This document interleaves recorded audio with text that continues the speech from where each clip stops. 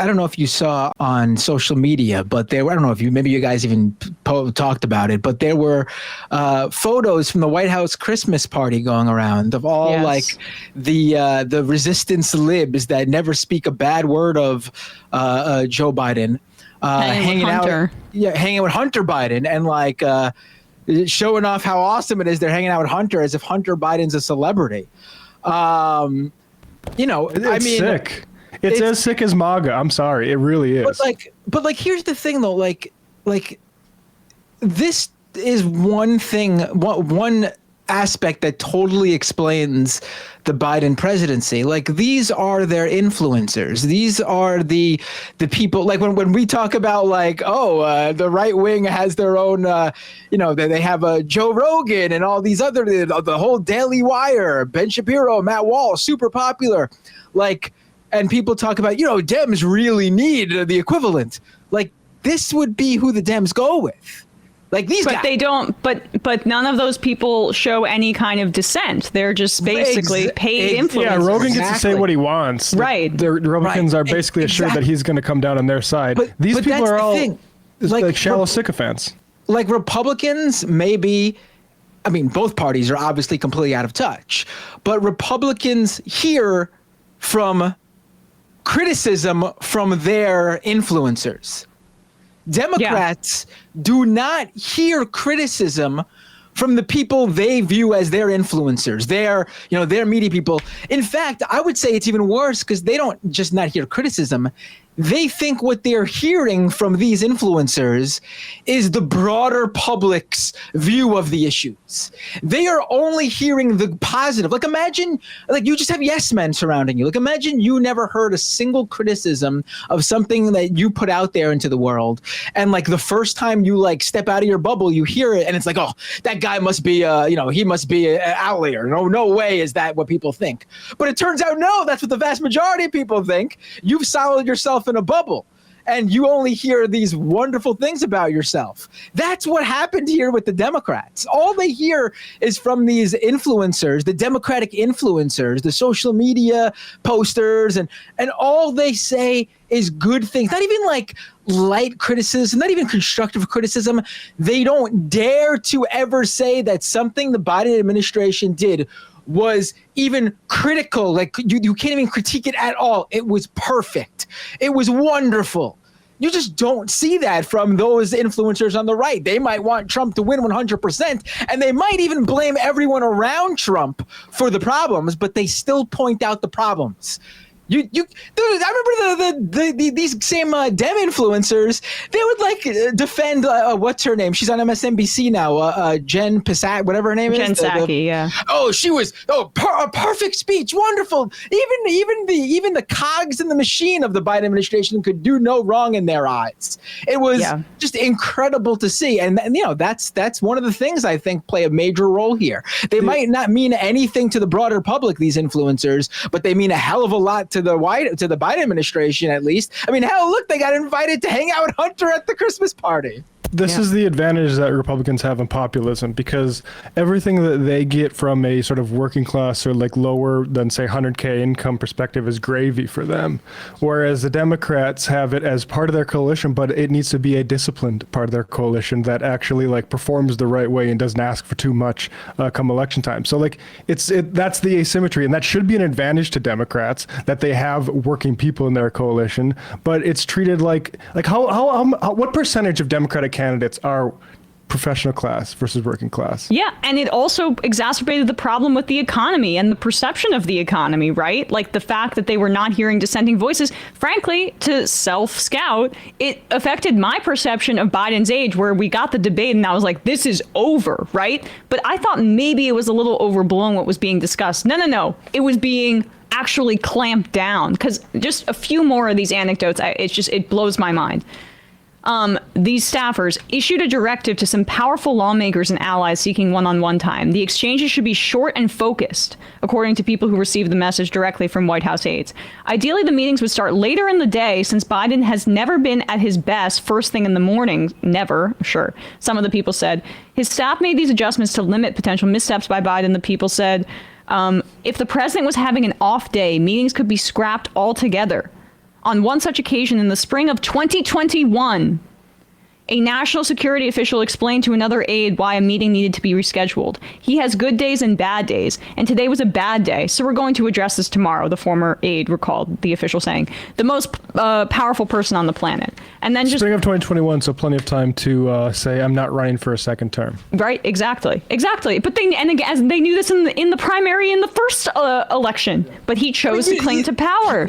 He didn't even have to announce he wasn't running in 2021. They could have started rolling out the elevation of Kamala Harris, knowing that was going to be an eventuality. Like they did, like they could have started her push right then and there, right into the beginning of the Biden presidency. And she didn't even, and then there could have been a primary, and who knows who would have come out of that. She could have lost that. But if they were interested in anything other than protecting the agenda, like the political future of themselves and this one man, that's what they would have done. The article also goes into like how basically they blocked out Janet Yellen, as I mentioned earlier, and Lloyd Austin was kind of blocked out, probably people who weren't like gonna go along with this cover-up or who had some kinds of questions. We'll get some more information on that. But then as it relates to polling, this is the final part that I wanted to highlight. So the PodSave guys revealed that like apparently there was internal polling showing Biden, like basically Trump maybe getting 400 electoral votes or something like that, and that they didn't reveal that publicly. But it's partly like, what did Biden even know? The president's team of pollsters also had limited access to Biden, according to people familiar with the president's polling. This is for 2024.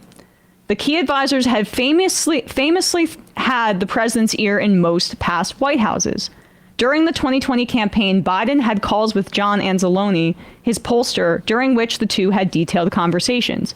By the 2024 campaign, the pollsters weren't talking to the president about their findings and instead sent memos that went to top campaign staff. Biden's pollsters didn't meet with him in person and saw little evidence that the president was personally getting the data that they were sending him, according to the people. And then they named that freak Mike Donnellan as one of the people that was most integral to this. So these advisors are complicit in Trump's rise and this authoritarian freaking like fascist road that we're going down. They reported, who knows if he ever even got the polling information. He wasn't talking to the candidate was not talking to the pollsters on his campaign directly. It was being filtered through some people, right? Because he didn't want bad news. They were already saying that they were taking out negative news stories about him. And he had his comfort show, Morning Joe, saying how he's the best president of all time. When you read these facts, blue Trump. There's no difference here in terms of egotism and all of that. And we should be throwing this genocidal freak into the dustbin of history for the damage that he has inflicted upon this country. And again, some of the domestic items, the FTC, antitrust, I like all of that. But the totality of what he's Democrats, frankly, it's great. That should be the Democrats' bread and butter. That sort of stuff. The totality of his impact with the genocide in Gaza and what he's done here to the Democratic Party, when we could have gone a different route, where Bernie Sanders was a potent force and was galvanizing people and that kind of politics and AOC and all of that, and he just completely stymied that, as well as Obama and all of the other Democrats that went along with this for the ego of one man. And who does that sound like? Anyway, anything else, guys? That article just pissed me off. Yeah. Happy holidays. Happy holidays. Want a palate cleanse? Let's take a call and then we'll get to that. Emma's got to yell at somebody on the phone first.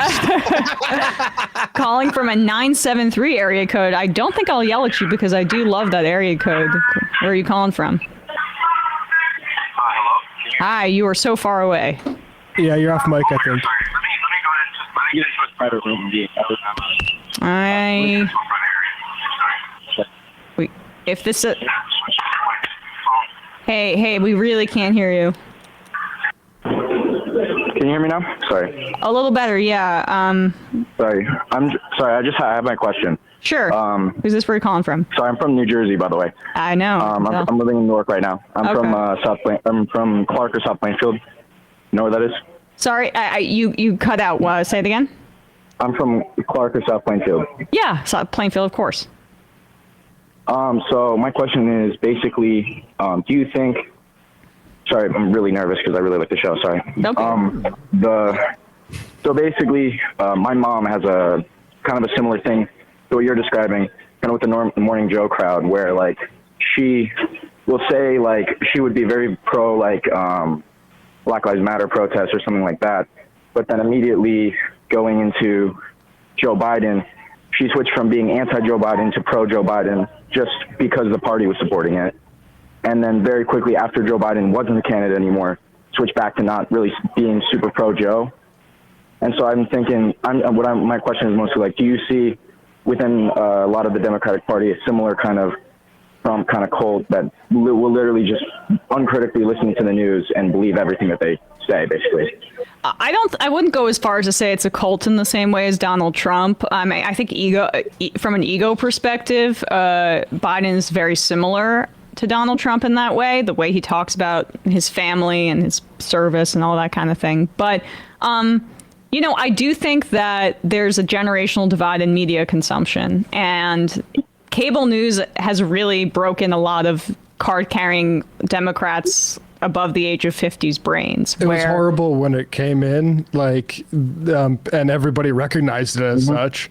And now, because it's like the legacy media compared to online, people think it has some sort of like Jake Tapper and Dana Bash. They are liars. They are liars. They're just corporate liars. For sure. And if CNN went dark, and frankly MSNBC, even though I think Joey Reid and Chris Hayes, they occasionally do really good segments, but this is not healthy. It's not healthy to tune in for like little bite-sized segments from major corporations purporting to inform you, the viewer. That's not what it's doing. It's selling you the idea that you're informed, and then people get really aggressive with it, even though they're insanely propagandized. And it's we're trying to do a level of infotainment where we're informing you and also entertaining you. But what cable news is doing is it's pre-packaged and pre-filtered by a corporation, and oftentimes it's doing more work to inform you less and just entertain you based on like fights or arguments or mysteriously disappeared planes. Right. I mean, look at how they're covering Luigi Mangione. I don't think your mom probably, if she's consuming all that content, probably has.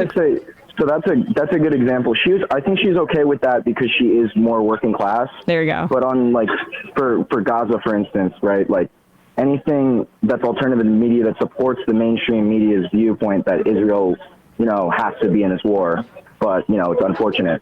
It kind of supports her bias, and she's okay with that. But anything I show her that's even like the Israeli Post or something, she's all critical of it because she doesn't even know what it is. And I'm like, this is an Israeli source or something like that. You know what I mean? I'm dealing with very similar things. It's I think when that's harder, and I don't really know what because I can't break through either. I'm struggling to give you advice, but I will just say that I don't know if she cares about like Ta-Nehisi Coates or anything like that, or if she remembers him from the Obama era, or if she's ever heard him on Chris Hayes or something.